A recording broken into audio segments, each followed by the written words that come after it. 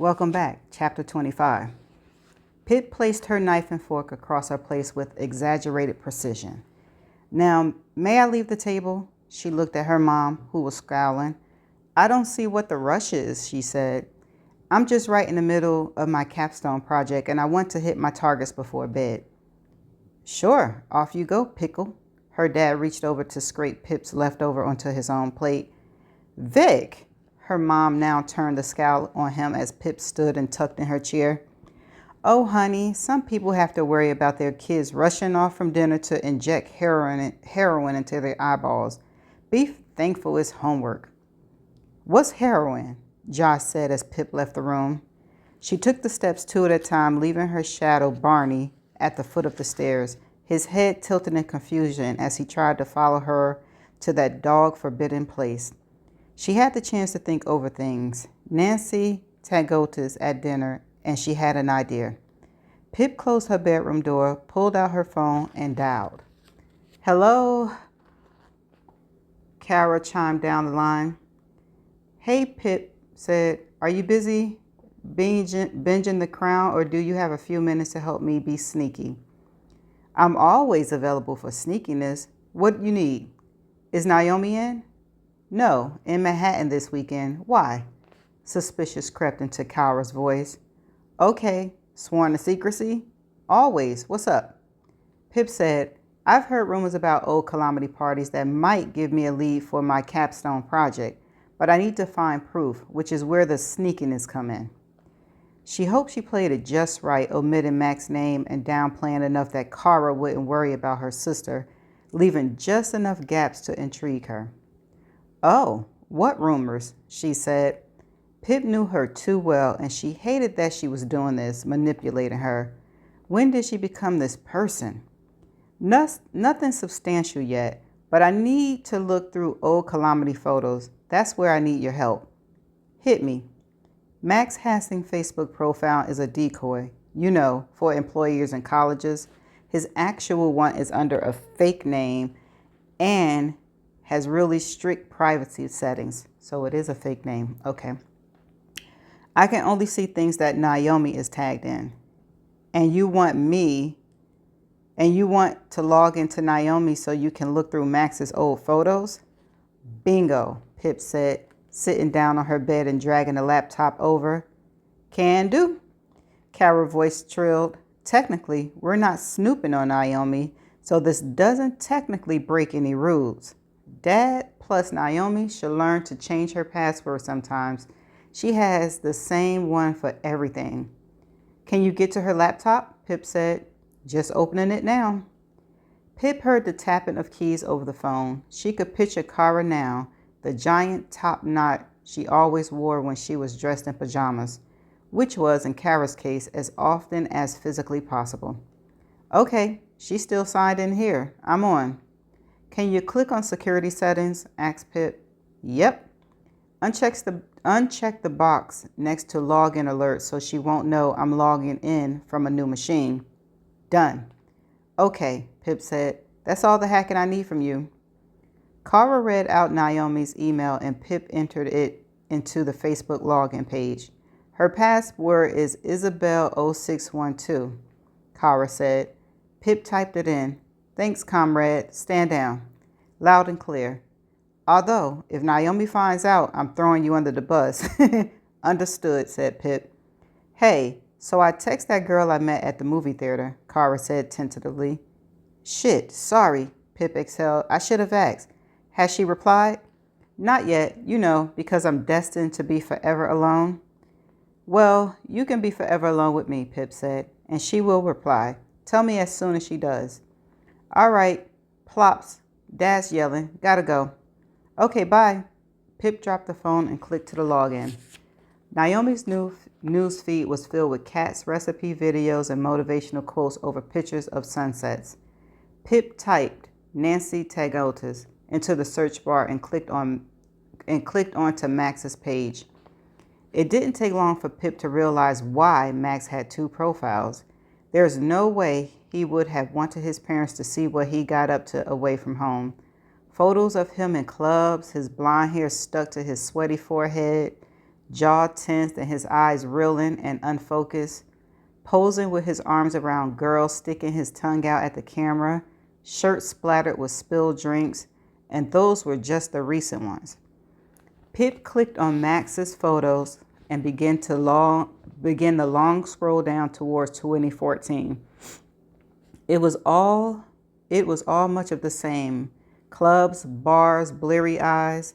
There was a brief respite from Max's nocturnal activities with a set series of photos from a ski trip, Max standing in the snow wearing just a Speedo. She finally reached 2014 and took herself back to January before looking through the photos properly, studying each one. Most were of Max smiling in the foreground and usually accompanied by Naomi, Jake, Millie, or Sal. Pip lingered for a long time on a photo of Sal flashing his brilliant smile while Max licked his cheek.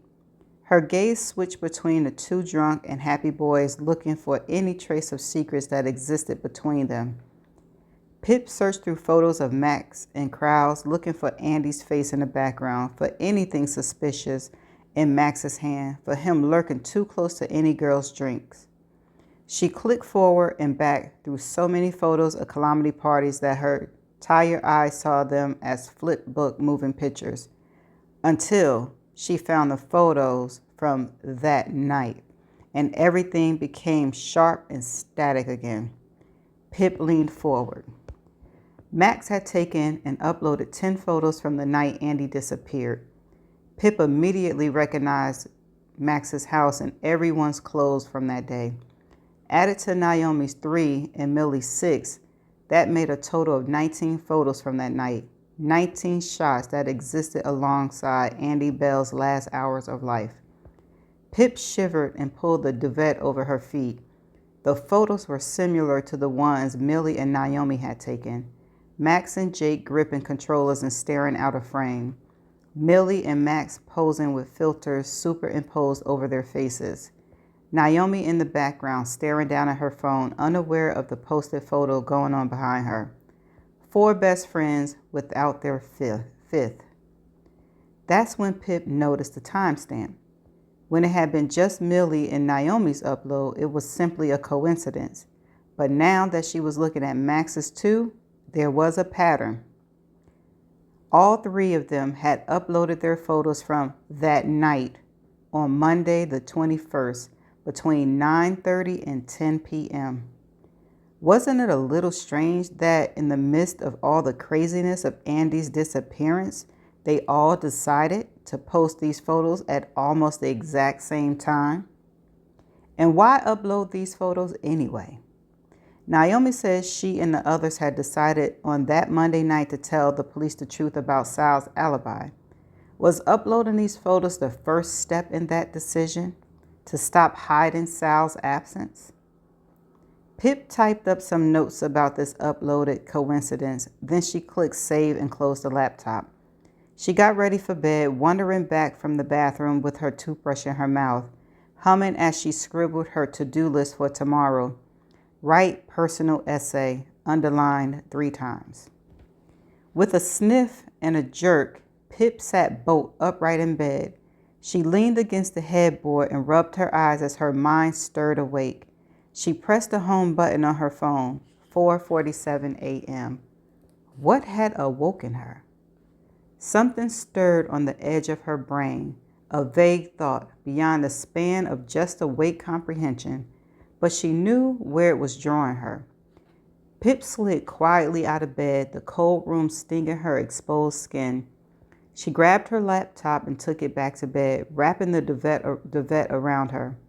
Blinded by the backlight of her computer, she opened up Facebook, still signed in as Naomi, and navigated her way back to Nancy Tagtota's and the photos from that night. She looked through them all once and then back again a little slower. She stopped on the second to last picture. All 4 friends were in the frame. Naomi was sitting with her back to the camera, looking down. Though she was in the background, you could just make out the lock screen on her phone in her hands. The main focus of the photo was on Max, Millie, and Jake. The three of them standing by the near side of the sofa, smiling as Millie rested her arms over both the boys' shoulders. Max was still holding a controller in his outside hand, and Jake's disappeared out of shot on the right. Pip shivered. The camera must have been at least 5 feet in front of them to get that much in frame. In the dead silence of the night, Pip whispers, "Who's taking the pictures?" Good question. That's the end of chapter 25. Who is taking the pictures? Who is taking the pictures? Is it Andy? Is it? Let's proceed. Chapter 26. It was Sal. It had to be. Despite the cold, Pip's blood raced, warm and fast, hammering through her heart. She moved mechanically, 1,000 thoughts shouting over each other, but she listened to only one. She downloaded the trial version of Photoshop, saved Max's photo, and opened the image in the program. She enlarged the photo and then sharpened it. Her skin flashed cold, then hot again. There was no doubt about it. The numbers projected on Naomi's phone read 12:09. The friend said that Sal left at 10:30, but here they were, all 4 of them at 9 minutes past midnight, and not one of them could have taken the photos themselves. Max's parents were away that night, and no one else had been there. That's what they've always said. It was just the 5 of them until Sal left at 10:30 to go and kill his girlfriend. And here was the proof that was a lie. There was a 5th person there after midnight, and who could it have been but Sal? Pip scrolled to the topmost section of the enlarged photo. There was a window behind the sofa on the far wall, and in the center pane was a flash of the phone camera. You couldn't distinguish the figure holding the phone from the darkness of outside, but just beyond the streaks of white from the flash, there was a faint halo of blue in the reflection. The very same blue as the shirt Sal was wearing that night. The one Ravi still wore sometimes. Pip's stomach flipped at the thought of his name, imagining the look in his eyes when he saw this photo. She copied and pasted the enlarged image to a blank document and cropped it to show only Naomi with her phone on one page and the flash in the window on another. Along with the original saved photo, she sent each page to the wireless printer on her desk. She watched from her bed as it sputtered out each sheet, closing her eyes for just a moment, listening to it rattle. "Pip, can I come in and vacuum?" Pip's eyes snapped open. She pulled herself up from her slumped position, the right side of her body aching from hip to neck. "You're still in bed?" her mom said, opening the door. "It's after 1, lazy. I thought you were already up." "No, Pip said, her throat dry and scratchy. "Was just tired, not feeling so well. Could you do Josh's room first?" Her mom paused and looked at her, her warm eyes strained with worry. "You're not overworking yourself, are you, Pip?" she said. "We've talked about this." "No, I promise." Her mom closed the door and Pip climbed out of bed. She got ready, pulled her jeans on with a dark green shirt, fighting to get the brush through her hair. She picked up the 3 photo printouts, placed them in a plastic folder, and slid them inside her backpack. Then she scrolled to the recent call list in her phone and dialed. "Ravi!" "What's up, Sarge?" "Meet me outside your house in 10 minutes. I'll be in the car." "Okay. What's on the menu for today? More blackmail? Side order of breaking and entry?" "It's serious. Be there in 10. Okay. Sitting in her passenger seat, his head almost touching the roof of the car, Ravi stared down open-mouthed at the photo in his hands. It was a long while before he said anything. They sat in silence. Pip watched as Ravi traced his fingers over the fuzzy blue reflection in the far window. Sal never lied to the police, he said eventually. No, he didn't, Pip said. I think he left Max's at 12:15, just like he originally said. It was his friends who lied. I don't know why, but on that Tuesday they lied, and they took away his alibi. I said that. This means he's innocent, Pip.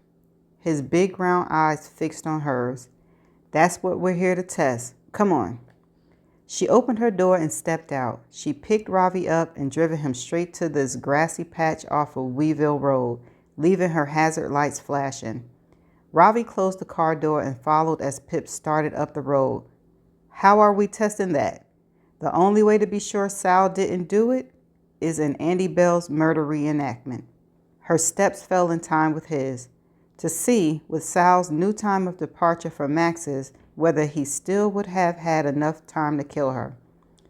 They turned left down Cortland and trasped all the way to Max Hastings' sprawling house, where this had all begun 5.5 years ago. Pip pulled out her phone. We should give the pretend prosecutor the benefit of the doubt, she said. Let's say that Sal left Max's just after that photo was taken, at 10 minutes past midnight. What time did your dad say Sal got home? Around 12:50, he replied. Okay, let's allow for some misremembering and say it was more like 12:55, which means that Sal had 45 minutes door to door. We have to move fast, Ravi. Use the minimum possible time it might have taken to kill her and dispose of her body. Normal teenagers sit at home and watch TV on Sunday, he said. Right, I'm starting to stop watch now. Pip turned on her heels and marched back up the road the way they'd come, Ravi at her side. Her steps fell somewhere between a fast walk and a slow jog. 8 minutes and 47 seconds later, they reached her car. Her heart was already pounding. This was intercept point. Okay. She turned the key in ignition and pulled back onto the road. So this is Andy's car, and she has intercepted Sal. Let's say that she was driving for a faster pickup time. Now we go to the first quiet spot where the murder theatrically could have taken place. She hadn't been driving long before Ravi pointed. There, he said. That's quiet and secluded. Turn off here. Pip pulled off onto the small dirt road, packed in by tall hedges. A sign told them that the winding single-lane road led down to a farm. Pip stopped the car where a widened passing place was cut into the bushes and said, Now we get out. They didn't find any blood in the front of the car, just a trunk. Pip glanced at the ticking stopwatch app as Ravi was crossing around the front to meet on her side of the car. 15 minutes 29, 15 minutes 30. Okay, she said. Let's say that right now they're arguing. It's starting to get heated. Could have been about Andy selling drugs or about this secret older guy. Sal is upset. Andy's shouting back.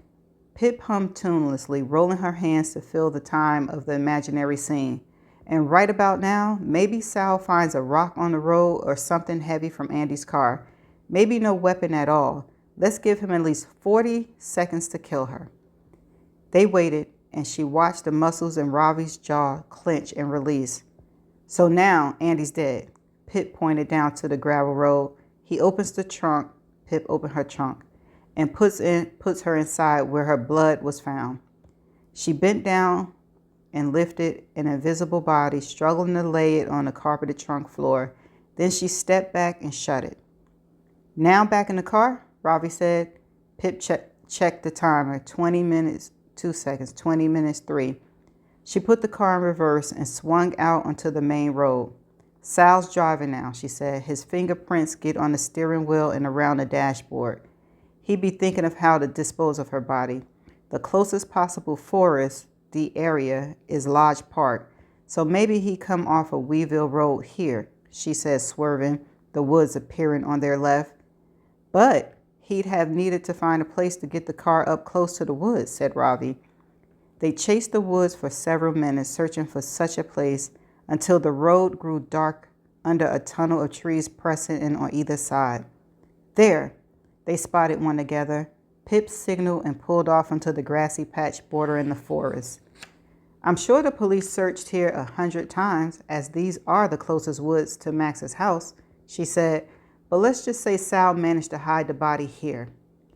Pip and Ravi got out of the car once more, 26 minutes, 18 seconds. So he opened the trunk and drags her out. Pip recreated the action, noticing Ravi averted his eyes. He probably had nightmares about this very scene, his older brother dragging a dead and bloody body through the trees. But maybe after today, he'd never have to picture it again. Sal would have had to take her pretty far in, away from the road, she said. Pip mimicked dragging the body, her back bent, staggering slowly backwards. Up here's a fairly hidden, Ravi said. Ravi said once Pip had dragged her about 200 feet through the trees. Yep, she let go of Andy, 29 minutes, 48 seconds. Okay, she said, so the hole has always been a problem.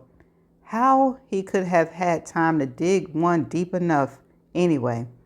But now that we're here, she glanced around the dapple woods, there are quite a few down trees. Maybe he didn't need to dig much at all. Maybe he found a shallow ditch ready-made for him, like there. She pointed to a large mossy dip in the ground, a tangle of old roots creeping through it, still attached to a long fallen tree. He would have needed to make it deeper, Ravi said. She's never been found. Let's allow 3 or 4 minutes for digging. Agreed. When the time came, she dragged Andy's body into the hole. Then he would have needed to fill it again, cover her with dirt and debris. Let's do it then, Ravi said, his face determined now. He stabbed his boot into the dirt and kicked a spray of soil into the hole. Pip followed suit, pushing mud, leaves, twigs in to fill the small ditch. Ravi was on his knees, sweeping whole armful of earth over and on top of Andy. Okay, Pip said when they were done, eyes on the hole now invisible against the forest floor. So now she's buried. Sal heads back, 37 minutes, 59 seconds. They jogged back to Pip's car and climbed inside, kicking mud all over the floor. Pip did a 3-point turn, swearing when a 4x4 barreled by. When they were back on Weeville Road, she said, right now, Sal drives to Monroe, where Howie Bauer lives, and he ditches Andy's car. They pulled into the road a few minutes later, and Pip parked out of sight of Howie's bungalow. She locked the car behind them. And now we walk to my house, Ravi said, trying to keep up with Pip, her steps breaking into an almost run. They were both concentrating too hard for words, their eyes down on the pounding feet, treading in allegedly Sal's year-old footsteps. They arrived outside of the Singh's house breathlessly. A sheen of sweat had broken out on Pip's upper lip.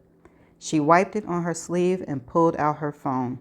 She stopped the timer and stared at the numbers, hairs rising all over her body. She looked at Ravi. What? His eyes were wide and searching. So, we gave Sal an upper limit time window of 45 minutes between locations. Our reenactment worked with the closest possible location and was almost inconceivably efficient. Yes, it was the speediest of murders, and Pip held her phone out to him and showed him the timer. 58 minutes, 19 seconds, Ravi read out loud. Ravi. His name fizzed on her lips and she broke into a smile. Sal couldn't possibly have done it. He's innocent. The photo proves it. Shit. He stepped back and covered his mouth, shaking his head. He didn't do it. Sal's innocent. He made a sound, gravely at first, then a quick bark of laughter, laced with belief. A smile unfolded slowly across his face, and he laughed again, the sound pure and warm, Pip's cheeks flushed with the heat of it. And then Ravi looked up at the sky, the sun on his face, and the laugh became a yell. He roared up into the sky, neck strained, eyes screwed shut. People stared at him from across the street and curtains twitched in the house. But Pip knew he didn't care, and neither did she. Her eyes pricked with tears as she watched him in the raw, confusing moment of happiness and grief. Ravi looked down at her, and the roar cracked into laughter again. Before Pip knew what was happening, he wrapped his arms around her and lifted her from her feet. Something bright whirled through her, a feeling with wings. Ravi's breath was in her ear, laughing and crying as he spun her round and around. "We did it," he said, putting her down so clumsily that she tripped over his feet. He stepped back and wiped his eyes, looking suddenly embarrassed.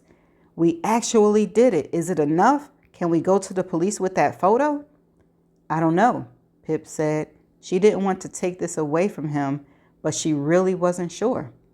Maybe it's enough to convince them to reopen the case. Maybe it isn't. But we need answers first.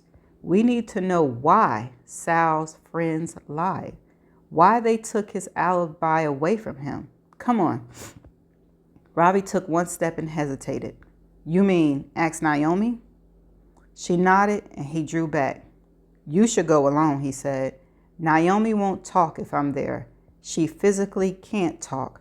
I bumped into her last year and she burst into tears just looking at me. Do Naomi know something?" "Are you sure?" Pip said. "You, out of everyone, deserves to know why they did it. It's the way it has to be, trust me. Be careful, Sarge." "Okay, I'll call you right after."